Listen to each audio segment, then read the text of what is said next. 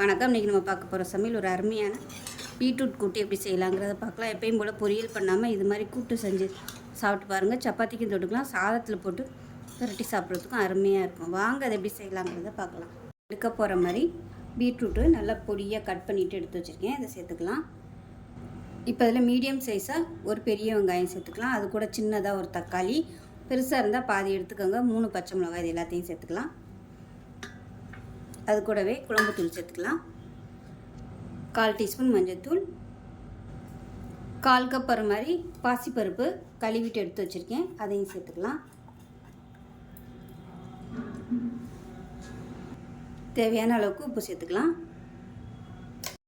இப்போ இதில் ஒரு 1/2 டம்ளர் அளவுக்கு தண்ணி சேர்த்துக்கலாம்.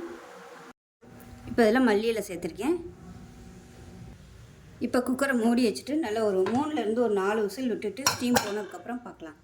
இப்போ எப்படி இருக்குன்னு பார்க்கலாம்.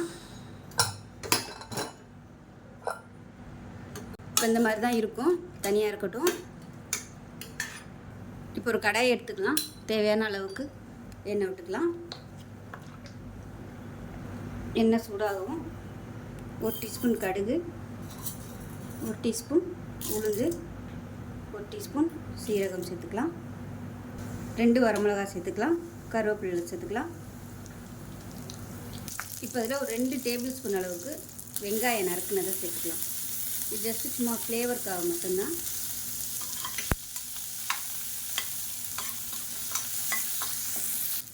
இதில் கொஞ்சமாக பெருங்காயம் சேர்த்துக்கலாம். இப்போ நம்ம ரெடி பண்ணி வச்சுருக்க அந்த கூட்டை இதோட சேர்த்துக்கலாம்.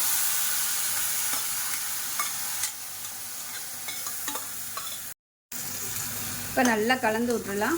அவ்வளோதான், அருமையான பீட்ரூட் கூட்டு ரெடி ஆயிடுச்சு. இது நீங்கள் சப்பாத்திக்கு தொட்டுக்கலாம், சாதத்தோட பிசைஞ்சு சாப்பிட்றதுக்கும் சூப்பராக இருக்கும். அமர்த்திடலாம். செஞ்சு பாருங்கள். செஞ்சு பார்த்துட்டு எப்படி இருந்துச்சுங்கிறத சொல்லுங்கள். வீடியோ பிடிச்சிச்சுன்னா லைக் பண்ணுங்கள், கமெண்ட் பண்ணுங்கள், சேனலை சப்ஸ்கிரைப் பண்ணுங்கள், பக்கத்தில் பெல் பட்டனை ப்ரெஸ் பண்ணுங்கள். நன்றி.